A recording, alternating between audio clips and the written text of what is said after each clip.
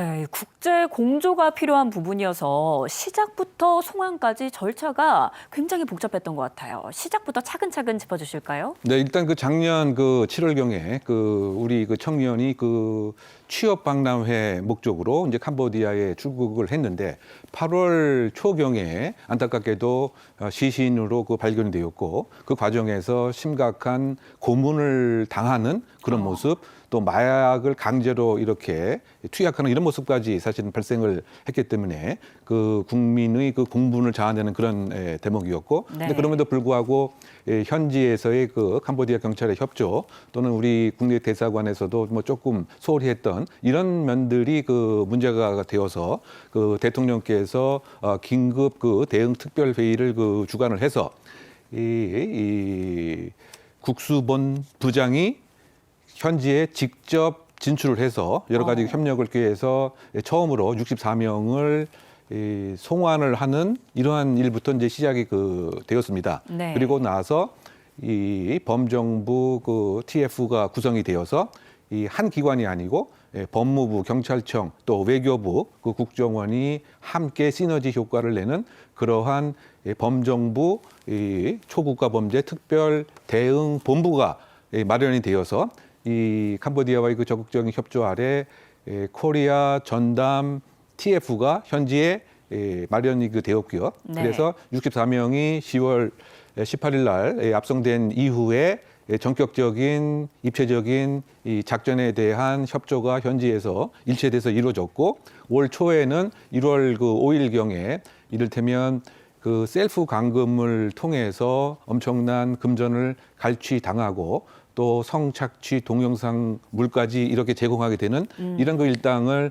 25명 이상을 이제 검거를 했고, 1월 23일에는 73명을 이 전세기를 동원해서 또 2차 압송을 하는 그와 같은 이 한국인에 대한 이 범죄에 대한 국가의 적극적인 의지를 보여준 그런 것으로 쭉 요약을 해볼 수가 있겠습니다. 이번 검거 작전이 정말 첩보전 같았다라고 하더라고요. 관광객으로 위장도 하고 또 잠복도 하고 그랬다는데 이 코리안 전담반이 이번에 어떻게 활약했습니까? 네, 코리안 전담반이 지금 50일 정도 지났음에도 불구하고 무려 8개 작전을 수행을 했고, 네. 이제 주요 업무는 아무래도 도주범에 대한 추적 검거, 그리고 특히 이번에는 현장에서 이 사기 단지에 대한 현지 첩보 수집 분석 뿐만이 아니고 심지어 공항 프놈펜 공항에 이 위장 또는 잠복 근무까지 했던 거죠. 한국인 관광객으로 위장을 해서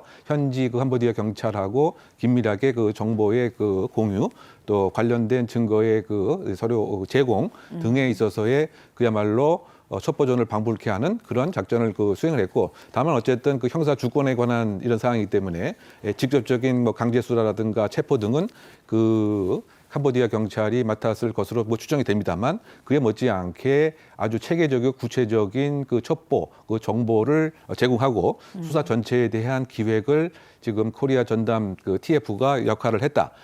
지금 7명으로 구성되어 있는 한국인 경찰과 그다음에 12명으로 구성되어 있는 캄보디아 경찰이 그야말로 원팀으로서 협업을 해서 직접 수사에 버금가는 그와 같은 잠복 수사, 위장 수사까지 할 수 있는 그런 것으로 요약할 수가 있습니다. 네, 정말 긴박하고 쉽지 않은 과정이었는데 이재명 대통령이 직접 초국가 범죄 특별 대응 TF를 찾아서 격려했습니다. 현장 보고 오겠습니다. 대통령께서 오셨습니다. 네, 수고하셨습니다. 법무검찰 파견관 김성환입니다. 네, 고생 많습니다. 국세청 파견관 조영선입니다. 네, 됐습니다.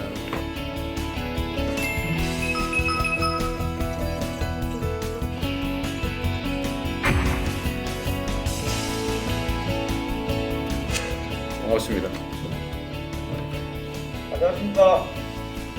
어쨌든 현지에서 고생을 많이 해주신 바람에 피해 규모도 많이 줄어들고 피해 숫자도 줄고 강도 신고도 많이 줄어들었다고 하니까 다 여러분들 덕분입니다. 감사합니다. 혹시 현지에서 필요한 게 있으면 얘기를 하십시오. 자금이든 인력이든 필요하면 얼마든지 지원해 드릴 테니까요. 국민들과 좀더 논의를 실을 다하도록 하겠습니다. 네, 열심히 하시면 보람이 있을 겁니다. 감사합니다. 화이팅!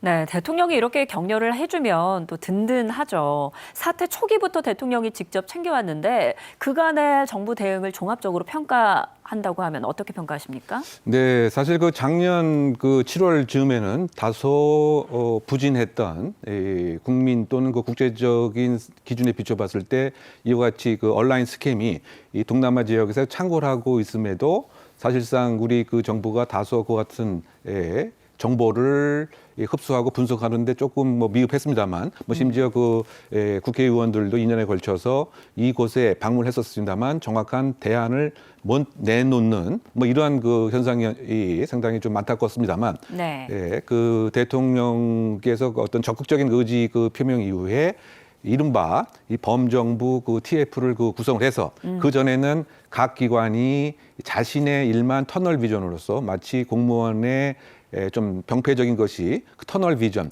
또는 자기 영역 일 아니면 핑퐁식으로 떠넘기는 이런 문제가 좀 있었던 것으로 저는 생각합니다만, 네. 소위 그 범정부 TF를 그 구성을 해서 하나의 합동 팀으로서 그 시너지 효과를 내는 점에서는 상당히 긍정적으로 평가를 해볼 만하다고 생각됩니다. 국정원의 면밀한 첩보 수집에서부터 외교적인 그 협조는 외교부, 그리고 국제 형사 공제에 있어서의 그 법무부의 그 지원, 그리고 현장에서 더 실행에 옮길 수 있는 밀착된 경찰청의 그 활동, 또 금융과 관련된 그 금감위의 지원 등 이른바 그 K 공조라고 하는 하나의 새로운 모델을 얘기할 정도의 상당히 이제 긍정적인 효과가 있다고 생각이 되고요. 네. 중요한 것은 이제 그 앞으로의 지속성, 그리고 이와 같은 이른바 모멘텀을 과연 캄보디아로 하여금 어떻게 계속 유지하게 할 수 있는가라고 하는 외교적 역량과 연동되어 있다고 생각합니다. 그렇게 말씀드리는 이유는 이 그 캄보디아의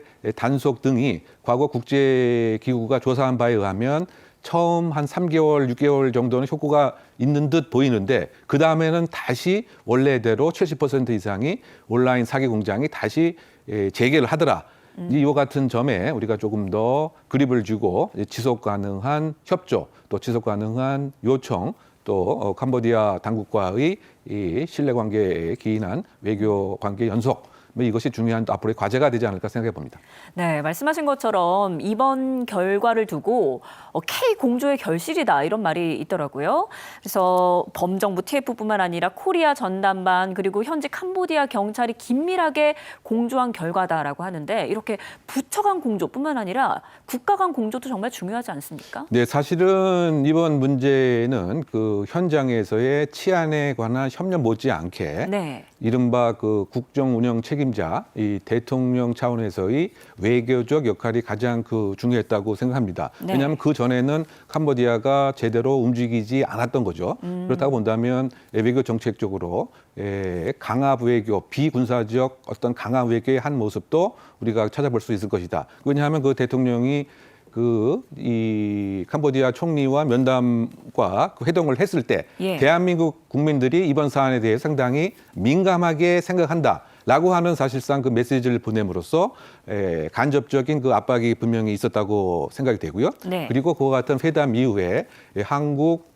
코리아 전담 태스크포스를 바로 국제사회에 언론에 공표를 함으로써 사실상 그 캄보디아 총리로 하여금 하나의 청중 비용을 이제 치르게 한 거죠. 바꿔 얘기하면 이것을 없던 것을 하거나 무엇인가 후퇴하거나 이런 것을 못하게 하는 이른바 그 청중 비용적 외교도 상당히 의미가 있었다고 생각이 되고요. 그뿐만이 아니고 이른바 이슈를 함께 링크하는, 즉 우리가 이를테면 ODA에 대한 지원에 관한 좀 고려를 제고하겠다라고 하는 이런 간접적인 그 메시지, 또는 그 관광 산업과 관련돼서 우리가 좀 고려를 해볼 필요가 있다. 바꿔 얘기하면 그 출국 위험 지역이라고 이렇게 선포도 하고요. 예. 뭐 이런 등 그 종합적인 것이 외교의 한 성과였다라고 이제 생각이 되고요. 더군다나 그 한국인을 건들면 폐가망신을 하겠다라고 하는 어떤 규범 중심의 선언, 바꿔 얘기하면 이것이 일회성에 거치지 않고 향후 이와 같은 명분적 그 차원에서